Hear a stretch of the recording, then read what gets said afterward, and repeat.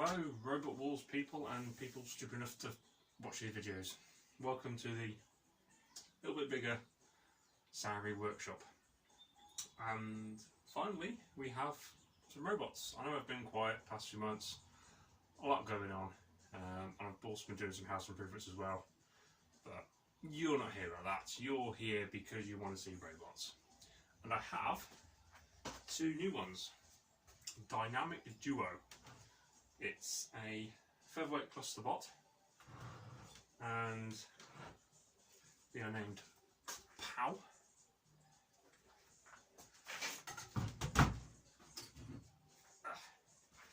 And Yeet.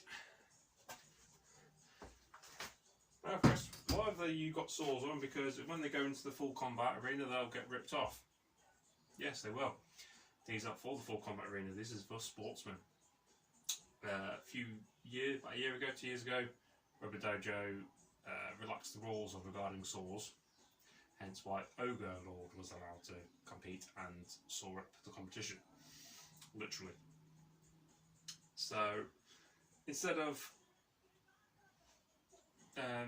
putting these straight into full combat where they're going to be smashed to bits within 2 seconds, I thought I can just put saws on, and then I can saw up the sportsmen instead and know they're going to survive longer than one event.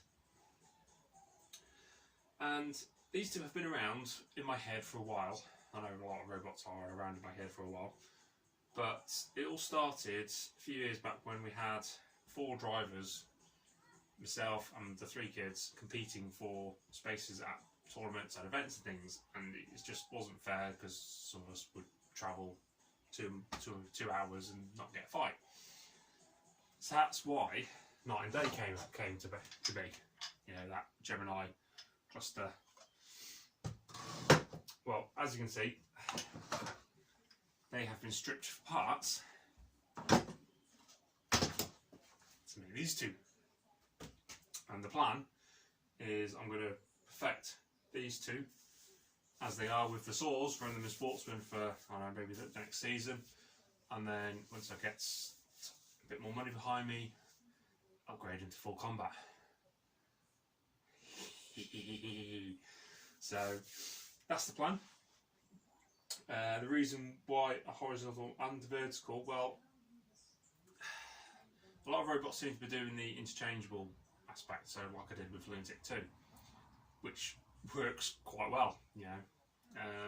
Got second in full combat with it, and that was mainly down to I could change the front to who I was fighting. You know, if you're fighting Dion, you put a wedge. You fight somebody with forks, you put forks on.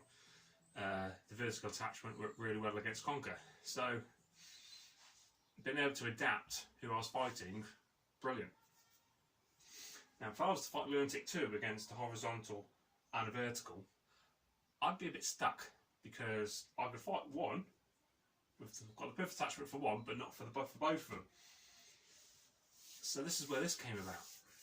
So, you know, the rock, paper, scissors. Well, Lunatic was all 3, and this is just now I'm going in with a bit of rock and scissors. So just, you know, changing up the game. Obviously, this has been nothing new; it's been done before, but I'm quite pleased how they look. Power's more sort of a neon type vibe, and the Yeet was more of a S3 from the old Robot Wars, so I was going for anyway. So we'll see how these get on. Hopefully they should do quite well. I'm hoping they will, and start tuning up some wheels and become the bad boy and all this. You know, I'm fed up of being nice. You know, I keep getting my robots destroyed. You know, I like spinners now. They're good fun. Very good fun.